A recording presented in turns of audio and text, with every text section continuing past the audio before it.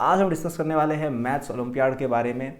ये जेई से थोड़ा सा हटके एग्जाम है और स्पेशली ये 10th और 11th के बच्चों के लिए मैं कहूँगा ज़्यादा रिलेवेंट है। 12th के बच्चों पे आई थिंक थोड़ी रिस्ट्रिक्शंस भी हैं और 12th में ये एग्ज़ाम थोड़ा सा जेई से हटके भी जाता है, ठीक है।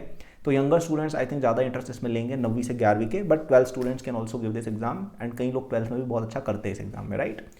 तो ये एग्ज़ाम मेरे हिसाब से दुनिया का सबसे बड़ा ओलंपियाड है। इसके आसपास भी मेरे हिसाब से क्या सबके हिसाब से सबसे बड़ा ओलंपियाड है। सबसे पहले यही हुआ था, इसके आसपास भी कोई ओलंपियाड की वैल्यू नहीं है। इस ओलंपियाड में मेडल जीत के आ गए आईएमओ, और ये इंटरनेशनल मैथमेटिकल ओलंपियाड है, ठीक है। ऑफिशियल जो गवर्नमेंट वाला है, ये आपका प्राइवेट ओलंपियाड होता है वो वाला नहीं है। इसमें मेडल जीतना बहुत डिफिकल्ट है, इसकी टीम में आना बहुत डिफिकल्ट है। आज की तारीख में तो और डिफिकल्ट हो गया। आज से 10 साल पहले जब मैं प्रिपरेशन करता था तब तो फिर भी ईजी था यार। अब तो बहुत लोग, मतलब लाइक इस पिछले साल आई थिंक 4 गोल्ड मेडल जीते इंडिया ने, ऐसा कुछ था, 5, मतलब आई थिंक सेकंड प्लेस या ऐसा कुछ था इंडिया का, बहुत अच्छा प्लेस था इंटरनेशनल, 4 गोल्ड मेडल ऐसा कुछ आया। तो it's a very difficult exam in India now and it's the difficult and the most prestigious olympiad, ठीक है। तो अब इस एग्ज़ाम की प्रिपरेशन कैसे करनी है, तो 5 स्टेजेस है, 6 स्टेजेस है एक तरह से। पहली है PRMO, फिर RMO, फिर INMO, फिर IMO-TC, फिर इसकी यहाँ तक सिलेक्शन होता है, उसके बाद ट्रेनिंग कैंप और फिर इंटरनेशनल, ठीक है। तो हम यहाँ पे 3rd स्टेज तक की बात मेनली करेंगे। सबसे पहले आता है PRMO, ठीक है। एक ऐसा बच्चा जिसको 9वीं 10वीं 11वीं अच्छे से आती है, मैथ्स में ब्राइट है और जेई में टॉप 1000 रैंक लाने का उसमें है दम, वो बच्चा आराम से PRMO निकाल लेगा, ठीक है। कोई इसके लिए कुछ प्रिपरेशन की जरूरत नहीं है। बेसिक्स अगर आपको आते हैं अच्छे मैथ्स के, जेई प्रिपरेशन भी ढंग की करते हो अगर 11th क्लास तक की, आराम से एग्जाम निकलेगा, कोई दिक्कत ही नहीं है, ठीक है। That's not even an exam according to me. Exam चालू होता है आरएमओ से, रीजनल मैथमेटिकल ओलंपियाड। इसमें 300 बच्चे सेलेक्ट होते हैं इंडिया से फॉर द नेक्स्ट स्टेज।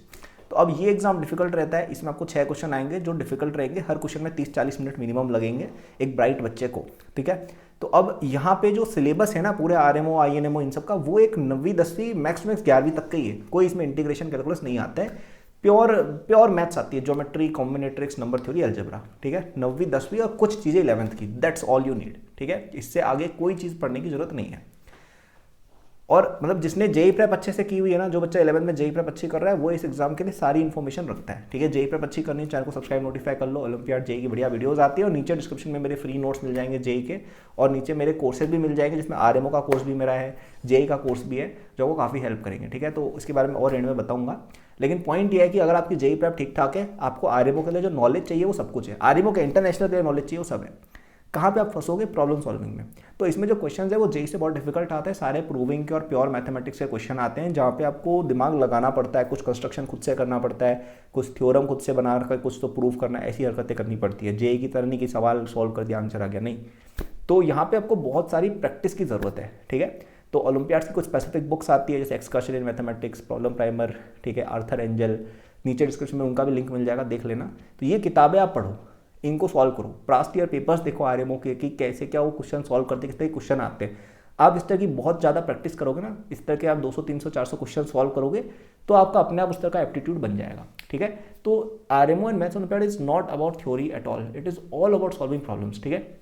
तो डिफिकल्ट से डिफिकल्ट प्रॉब्लम्स ढूंढो, उनको सॉल्व करते जाओ करते जाओ करते जाओ, धीरे धीरे लेवल बनेगा। स्टार्टिंग में PRMO भी नहीं होगा, फिर होने लगेगा, फिर आरएमओ के सवाल नहीं बनेंगे, धीरे धीरे बनने लग जाएंगे। मुझसे भी स्टार्टिंग में नहीं होते थे, फिर होने लग गए, ठीक है। फिर यहाँ तक अगर आपने एक अच्छी जेई प्रेप की हुई है, अच्छी मैथ्स की आपकी डिसेंट नॉलेज है, और आपने पास्ट ईयर पेपर अच्छे से किए हुए हैं, और जो मैंने किताबें बताई उनमें से कुछ कुछ सॉल्व की हुई है, तो फर्स्ट स्टेज आप यूजुअली निकाल लेते हो, ठीक है। कोई बहुत डिफिकल्ट चीज़ नहीं है। दिक्कत आती है सेकंड स्टेज में, इसमें 35 बच्चे सेलेक्ट होते हैं, और यहाँ पे ना बहुत कंपटीशन है यार, क्योंकि जैसे एस्ट्रोनॉमी या केमिस्ट्री ओलंपियाड वगैरह है, या इवन फिजिक्स में, वहाँ पे क्या है यार, जो बच्चा जेई की प्रेप अच्छा कर रहा है वो सीधा सपाट सवाल कर लेता है।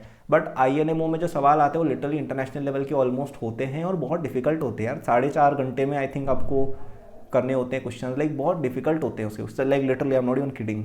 आईएनएमओ के सवाल मुझसे भी बहुत कम ही होते थे यार, मतलब मैं वैसे प्रिपरेशन किया नहीं था मैथ्स ओलंपियाड की ज़्यादा, but it was actually very hard, ठीक है। तो यहाँ पे जो आरएमओ में आप कर रहे थे ना कि आपने कुछ कंस्ट्रक्शन या दिमाग लगाया सॉल्व हो गया, वो भी आपको 3-4 पार्ट्स में करना होता है, कि प्रॉब्लम को 3-4 पार्ट्स में डिवाइडेड है, फिर उसमें पहले आपने एक अप्रोच लगाई, उससे कुछ रिजल्ट आ रहा है, उसको कहीं और यूज़ किया, मतलब बहुत भेजा बच्चे वाली बात है। तो यहाँ पे भी प्रैक्टिस हेल्प्स अ लॉट, कि solve a lot of problems, ठीक है। The more problems you solve, the more pattern you will recognise, और उतना ज़्यादा आपका लेवल अपने आप बनेगा कि आप आईएनएमओ के क्वेश्चंस को टैकल कर पाओ, ठीक है। I can not advise you much here to be honest, क्योंकि मैंने आईएनएमओ क्रैक नहीं किया है, मैंने प्रिपरेशन भी कभी उसकी की नहीं थी, but from those who have cracked it, और जब मैंने मतलब मैं कुछ कुछ क्वेश्चन तो करता ही था, तो जब जब हुए हैं आई हैव रियलाइज्ड कि giving a lot of time to a problem along with trying to break it into parts, along with having a lot of practice of previous year papers. That is crucial to cracking INMO. ठीक है, तो यहाँ पे आपको थोड़ा बहुत एक mathematical genius तो होना पड़ेगा यदि इस एग्जाम को क्रैक करने का आपको करना है। ठीक है, एंड उसके बाद इसका कैंप होता है, कैंप में आप इनमें से फर्दर 6 बच्चे सेलेक्ट होते हैं। बट IMO TC में क्या है, आपको वहाँ पे ट्रेनिंग भी दी जाती है थोड़ी, तो वहाँ पे एक मैथ्स का पूरा प्रॉपर कैंप रहता है जिसमें आपको ट्रेन किया जाएगा, आपको नए कॉन्सेप्ट सिखाए जाएंगे, वहाँ पे लिटिल मैथमेटिशियंस और मेडल विनर्स वगैरह भी आपके साथ रहते हैं। तो इट्स अ गुड वाइब, एक मैथमेटिकल वाइब रहती है काफ़ी। तो अगेन मैं वहाँ गया नहीं, आई can not speak about it, but again जिसने INMO किया इट्स एक्सटेंशन ऑफ दैट।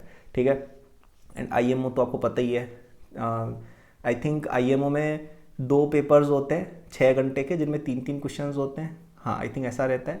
तो वो तो यार अब आप देख ही सकते हो उसके पेपर्स जाके किस लेवल के रहते हैं, and it's all about problem practice. ठीक है, तो यहाँ पे मैं कहूँगा कि बुक्स का लेवल बढ़ाते जाओ ना, INMO भी आपसे होता जाएगा। जैसे excursion in mathematics, problem primer plus PYQs, ये इनफ है फॉर फर्स्ट और सेकंड स्टेज।